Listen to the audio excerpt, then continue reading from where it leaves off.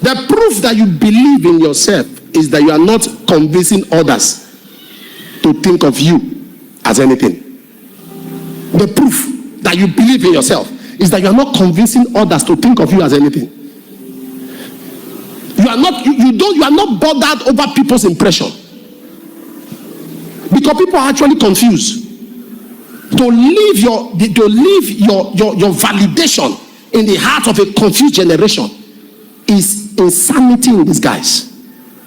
I've told you when I was traveling one time, somebody saw me, "Oh, Papa, you've lost so much weight." I said, "Yeah." That same day I was coming back, "Ah, Papa, you gained so much weight." Somebody else. Same day. "Oh, you've lost so much weight." In the morning. I was coming back in the evening, somebody else saw me. "Oh, you gained so much weight." How did I gain pounds in a few hours? It's mentality. So you live your life for the validation of such people. Stop living to create an impression. Start living to create a future.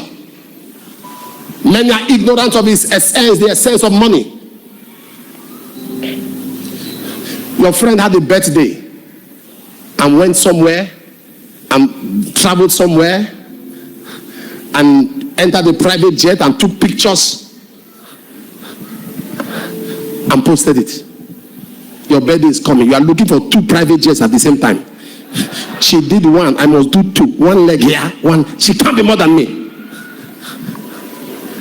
And you put yourself under unnecessary pressure. Am I communicating? Your friend had a birthday. She went to an orphanage home and she gave them foodstuffs. Your birthday is coming. You have no food to eat. But you have vowed. You must give out. This is you that have not eaten well. Look at the pressure. We are in that generation of pressure. Little children will bring cars that they don't know. You don't know where it came from. And you as a young lady, will I be the one left out? Will I be the only one left that swear for me? No way, I must show them. So you put yourself under unnecessary pressure. Check such kind of people. In the next 1 or 2 years, you don't hear of them again. But check those who are solid. It is better to be slow and sure than to be fast and fall.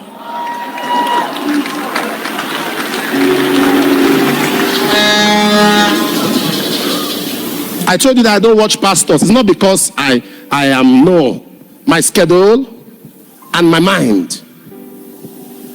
Nobody, there's nobody in this world. Nobody. I take my time. I don't put myself under pressure. And I don't let anyone put me under pressure.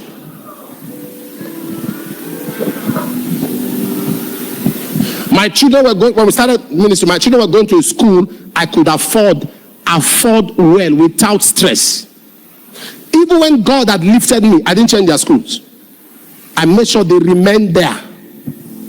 I made sure that's where they finish schooling. If I tell some of you the amount they're paying as fees, you will shout, "Papa, you."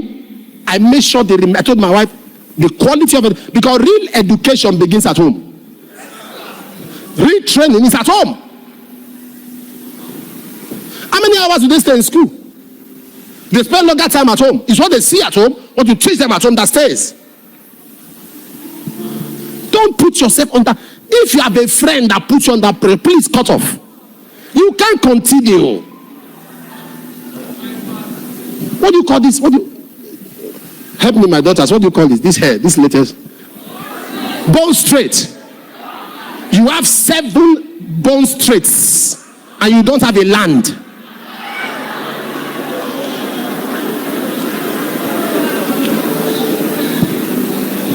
You wear all kinds of hair. Brazilian hair, Peruvian hair, Mexican hair, or Nigerian head. You wear all kinds, and there is no land. You are using an iPhone 15 and you don't have a landed property. Are you sure you are all right? You have the latest car, but not a roof over your head as your own. I've told us cars can have accidents, but lands can't have accidents. Even if the building burns, the land is still standing. Set your priorities in order of importance. In economics, there's what they call opportunity cost. Alternative forgone. There are things you must let go.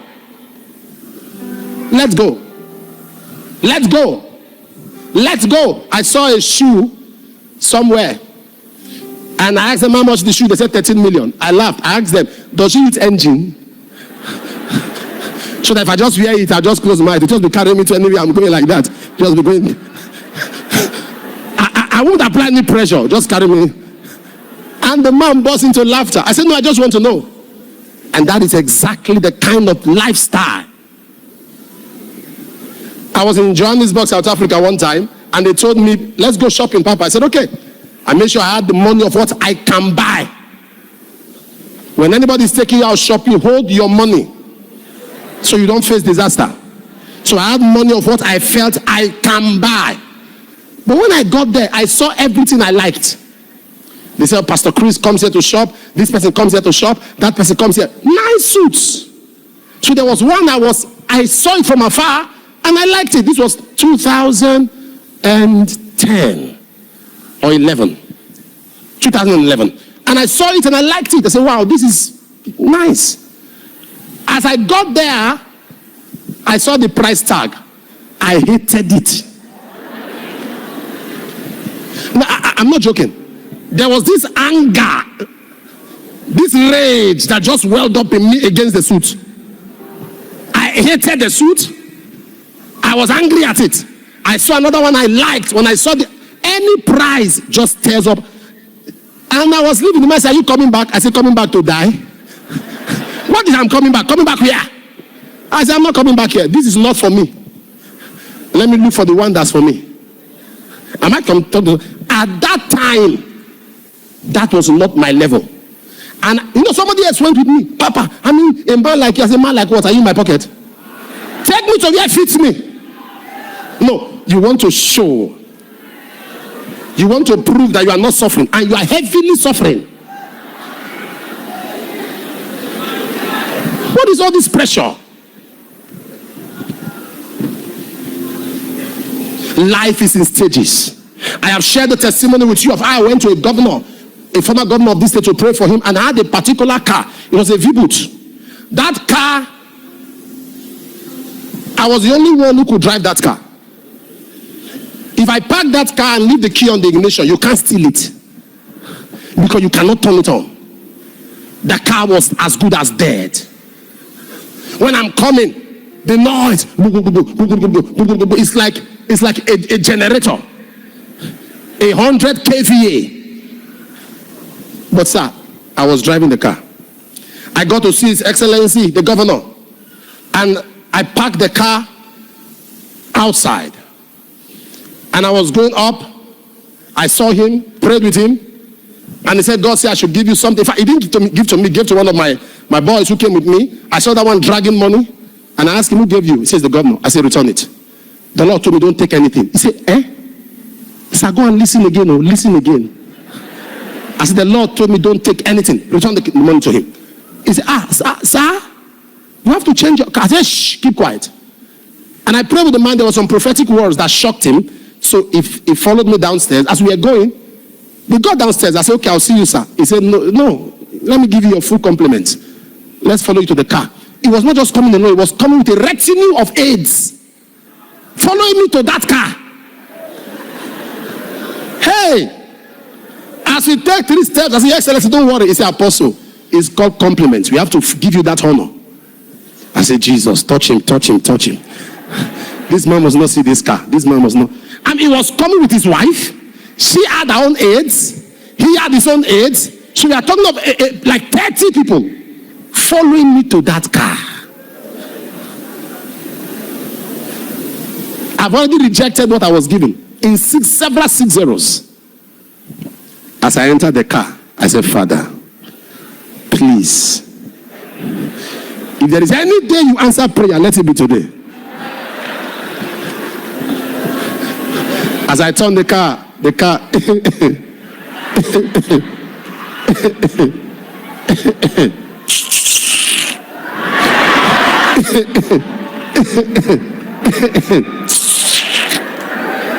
They were around the car.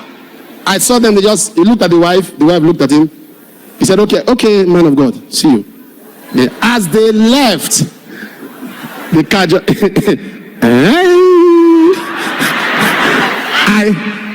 I was hitting the steering, hitting the steering.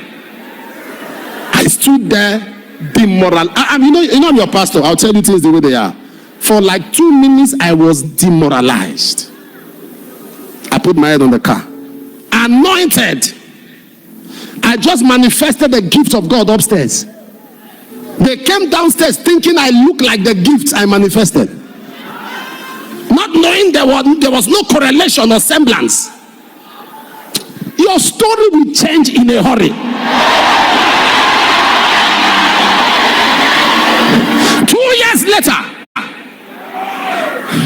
2 years later, take your seat. The same man sent for me.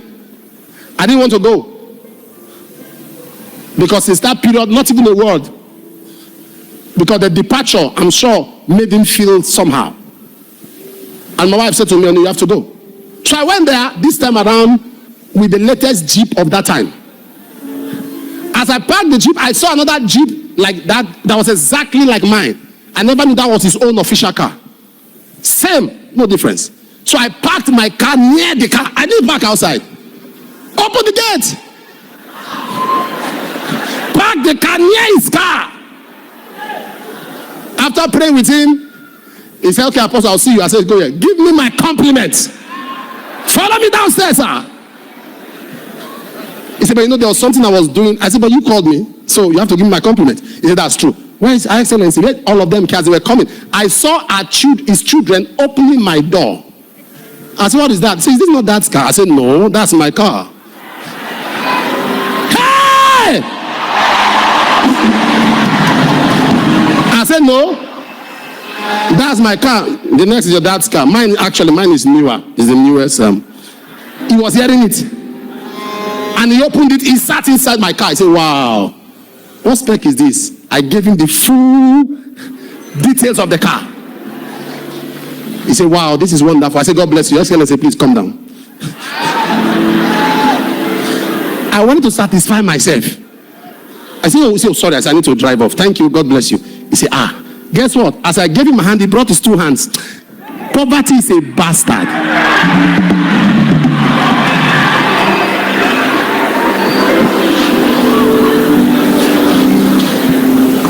Sir, why did I say what I said? All it takes is patience. To cut corners is to cut short your future. Don't let anybody's current state intimidate you to go off track. He said, my son, if sinners entice thee, consent thou not. I have been around for a while. This is 34 years of preaching. I can tell you the truth that nobody who lives a life of error to get rich ends well. Not one. Not one. I have seen all kinds of people. Not one. From ministry to industry. From academia to politics. From medical to entrepreneur. Nobody who cuts corners. You can start late and still be the latest. God is not a laugher at man, he's a lifter of men. Not one. Anything you get through wrong means you can't sustain. Not one. Not one, sir. So when people around you are doing all kinds of things to buy car, to buy house, don't follow them. That thing is what might kill them. Not one.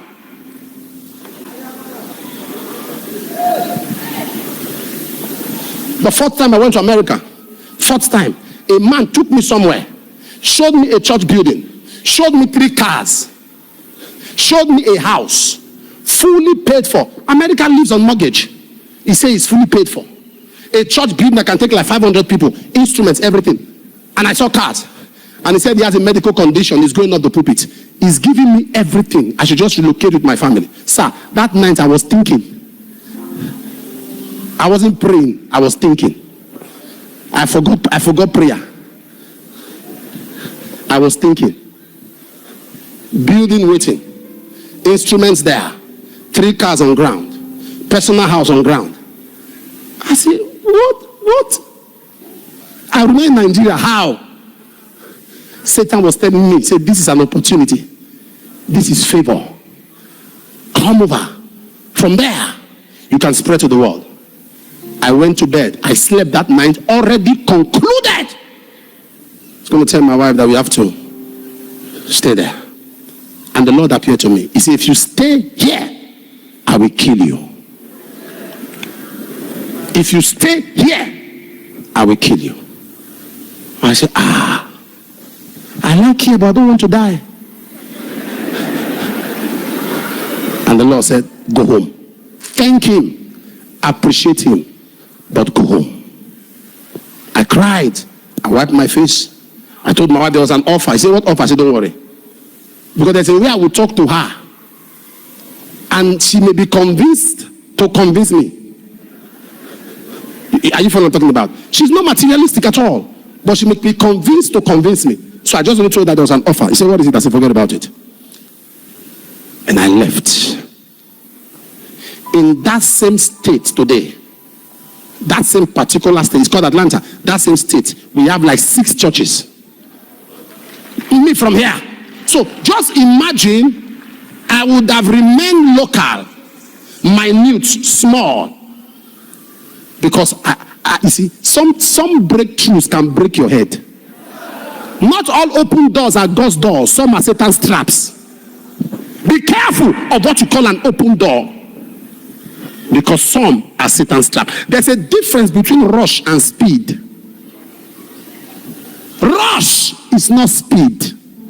Because speed does not violate spiritual principles. Rush violates principles, hurts people, destroys values. It's rush. But speed follows spiritual protocols, spiritual principles. I wish I was talking this morning. I wish I was talking to somebody this morning. The essence. Understanding the essence. Money is to be used to serve God. Money is a tool to serve God. Luke chapter 7 verse 3 to 5. He said, this man, he's a good man. He loveth our nation. And he has built for us a synagogue. Luke 7, 3 to 5. He loveth our nation. And he has built for us a synagogue. Money is a tool.